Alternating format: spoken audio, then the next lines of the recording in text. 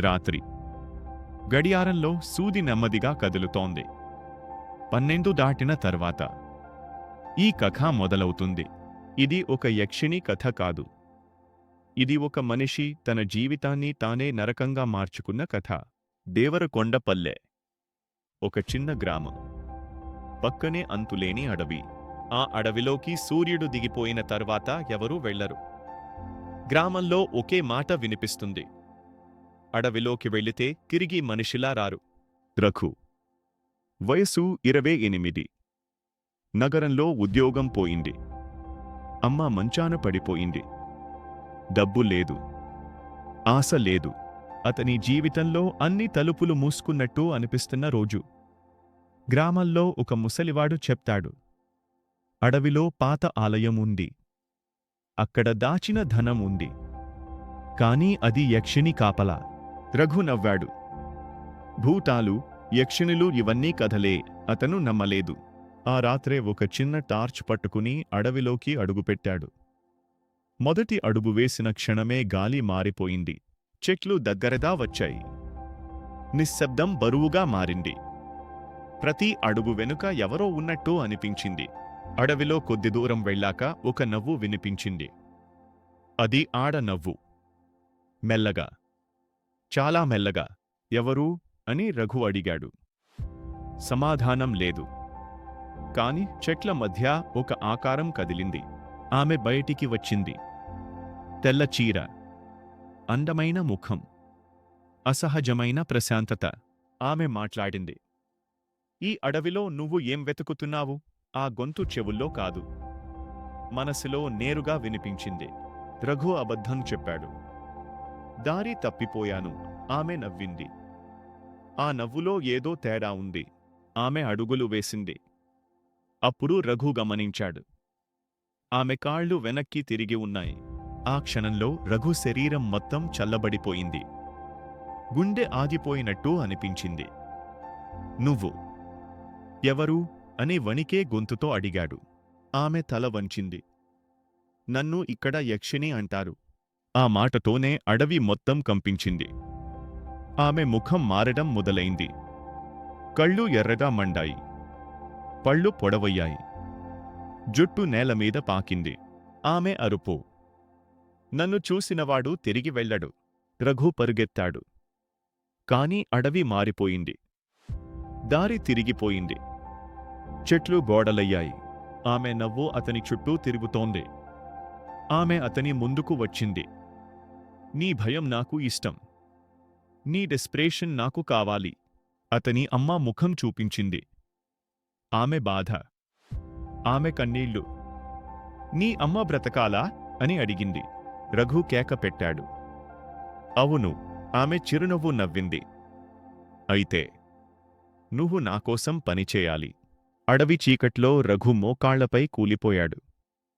రఘు మోకాళ్లపై కూలిపోయిన తర్వాత అడవి నిశ్శబ్దంగా మారింది. ఆ నిశ్శబ్దం భయంకరంగా ఉంది. యక్షిణి అతని చుట్టూ నడుస్తూ మాట్లాడింది. నీ భయం నిజం. నీ ప్రేమ కూడా నిజం. అందుకే నువ్వు నాకు సరిపోతావు. రఘు వణుకుతూ అడిగాడు. నేను ఏం చేయాలి? ఆమె కళ్ళు మెరిపాయి. ఈ అడవిలోకి వచ్చే ప్రతి ఒంటరి మనిషి నాకే చెందాలి. అప్పుడే అడవి దృశ్యం మారింది. చీకటి చెట్లు మాయమై ఒక పాత ఆలయం కనిపించింది. రాళ్లతో కట్టిన ఆలయం. రక్తం మరకలు, పగిలిన విగ్రహాలు. ఆ ఆలయం ముందు వందలాది ఎముకలు. రఘు భయంతో అడుగుతాడు. ఇక్కడ ఇన్ని ఎముకలు? యక్షిణి నెమ్మదిగా చెప్పింది. ఇవన్నీ నన్ను ప్రేమించినవాళ్లు. ఆమె ఆలయం లోపలికి తీసుకెళ్ళింది. అక్కడ ఒక రాతి విగ్రహం. అందమైన స్త్రీ రూపం. కళ్ళు మూసుకుని ఉన్నాయి. యక్షిణి ఆ విగ్రహాన్ని చూస్తూ చెప్పింది. ఇదే నా మొదటి శరీరం. యక్షిణి అసలు కథ. ఒకప్పుడు నేను కూడా మనిషినే.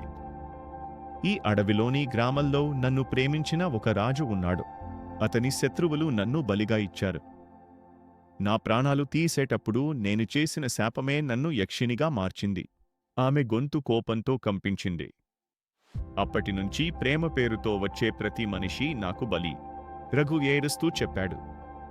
నాకు ఇది వద్దు. నన్ను వదిలేయి. యక్షిణి నవ్వింది. వదిలేస్తాను, కాని ఒక షరతుతో. ఆమె రఘు గుండెపై చేయి పెట్టింది. ఆ క్షణంలో రఘు తన శరీరాన్ని బయటనుంచి చూస్తున్నట్టు అనిపించింది. ఆత్మ బయటకు వచ్చేస్తోంది.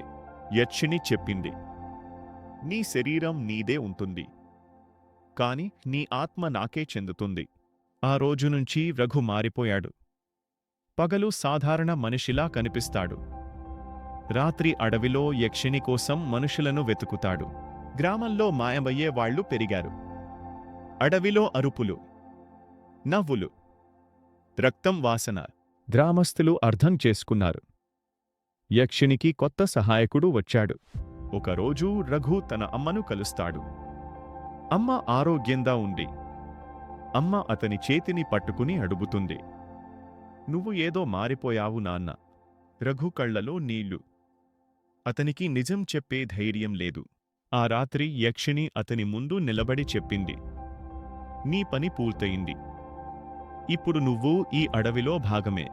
ఆమె అతని ఆత్మను పూర్తిగా లాగేసింది. రఘు శరీరం అడవి అంచున పడిపోయింది. కళ్ళు తెరిచి ఉన్నాయి, కాని అందులో జీవం లేదు.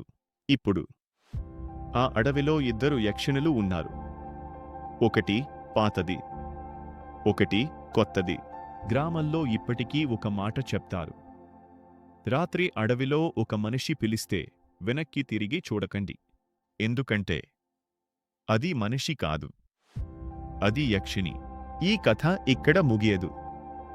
ఈ క్షణం కూడా ఎవరైనా ఒంటరిగా చీకట్లో నడుస్తుంటే వారి వెనక ఎవరో నవ్వుతూనే ఉంటారు.